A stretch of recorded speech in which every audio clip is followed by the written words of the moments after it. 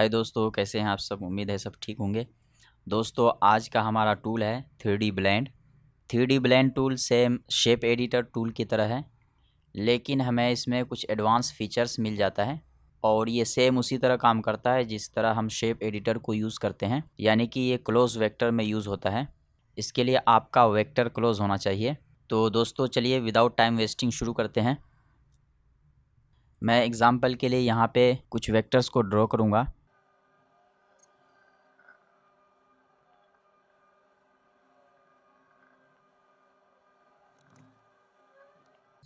दोस्तों एग्जाम्पल के लिए मैंने यहाँ पे कुछ वेक्टर्स को ड्रॉ कर लिया और यहाँ से आपको देखिए मिलेगा 3D ब्लेंड।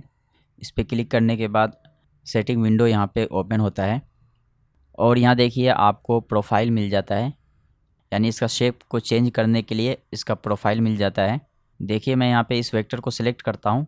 सिलेक्ट करने के बाद आपको यहाँ पे कोई चेंजेस दिखाई नहीं दे रहा होगा, वो इसलिए कि हमें यहाँ पे इसका हाइट डालना होता है। यहाँ पे देखिए आपको सेक्शन मिलेगा हाइट्स। इसके लिए हमें बॉर्डर और इनर डालना होता है।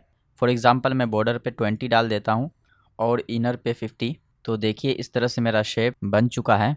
अब देखिए मैं इसका प्रोफाइल चेंज करूँगा तो इस तरह से इसका प्रोफाइल चेंज होगा और नीचे एक ऑप्शन मिलता है सिलेक्टेड वेक्टर। इसको हम लोग अभी कुछ देर में देखेंगे। और इसके बाद देखिए यहाँ पे मिलता है ब्लेंड टू।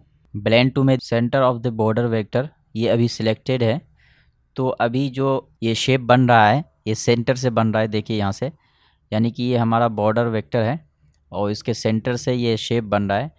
अगर आप यहाँ पे कर देंगे सेलेक्ट पॉइंट विद कर्सर तो यहाँ पे एक पॉइंट आ जाएगा, देखिए वाइट कलर का। अब आपका पॉइंट जहाँ पे होगा ये शेप वहीं से बनना शुरू होगा।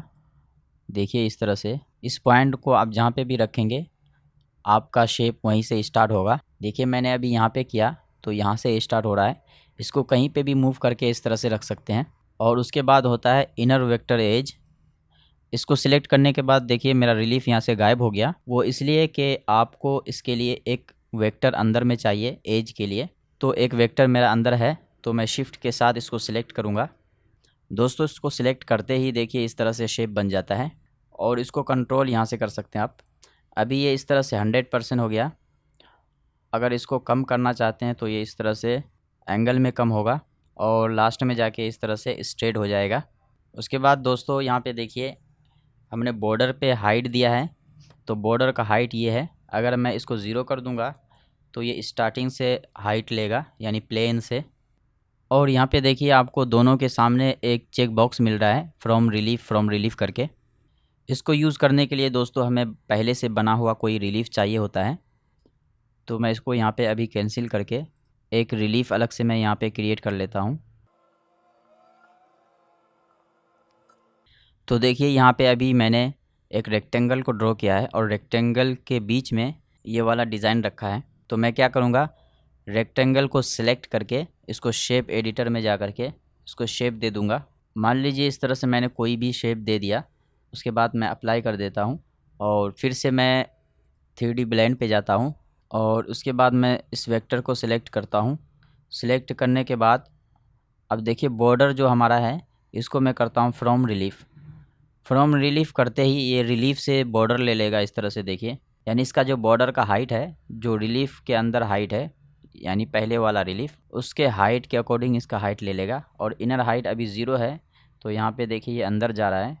अगर इनर हाइट मैं इसका बढ़ा दूँ 50 कर देता हूँ तो देखिए इस तरह से इसका बॉर्डर हाइट जो है वो फ्रॉम रिलीफ से हो गया, यानी रिलीफ से उसका हाइट हो गया और इनर का हाइट यहाँ पे 50 हो गया।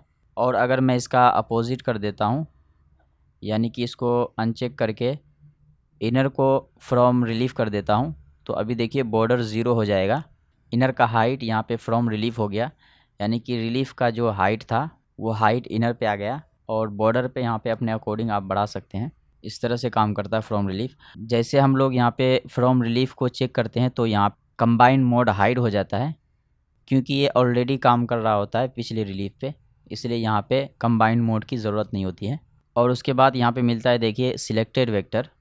इसके लिए मैं इसको पहले डिलीट कर लेता हूँ। शिफ्ट के साथ आप डिलीट बटन दबाएंगे तो पूरा रिलीफ यहाँ से डिलीट हो जाता है। और इस वेक्टर को भी मैं डिलीट कर लेता हूँ और मैं इस वाले को यहाँ पे लेके आता हूँ और इसके लिए मैं एक आर्क ड्रॉ कर लेता हूँ और इसका ऑफसेट इसके बाद मैं फिर से 3D ब्लेंड पे जाता हूँ। अभी देखिए मैं इसको सिलेक्ट करूँगा और यहाँ पे कोई हाइट देता हूँ। बॉर्डर हाइट मैं 5 mm दे देता हूँ और इनर हाइट 30 या फिर 50 दे दीजिए 50। और उसके बाद मैं यहाँ पे करता हूँ सिलेक्टेड वेक्टर करते ही मेरा जो यहाँ पे रिलीफ था वो गायब हो गया, यानी इसके लिए हमें क्रॉस सेक्शन चाहिए। तो इसके लिए मैंने यहाँ पे क्रॉस सेक्शन बनाया हुआ है, वेक्टर बनाया हुआ है। तो इसको मैं सिलेक्ट करता हूँ शिफ्ट के साथ, शिफ्ट होल्ड करना है कीबोर्ड का। और उसके बाद फर्स्ट वेक्टर मैंने इसको दे दिया और सेकेंड वेक्टर भी सिलेक्ट कर लेता हूँ। तो देखिए 2 वेक्टर हमारा यहाँ पे आ चुका है। अब देखिए इसका शेप जो है ये वेक्टर के अकॉर्डिंग बन रहा है, जो वेक्टर हमने सिलेक्ट किया है। और जब हम लोग यहाँ पे इस वेक्टर को चेंज करेंगे इस तरह से, देखिए इसका शेप भी यहाँ से चेंज होगा।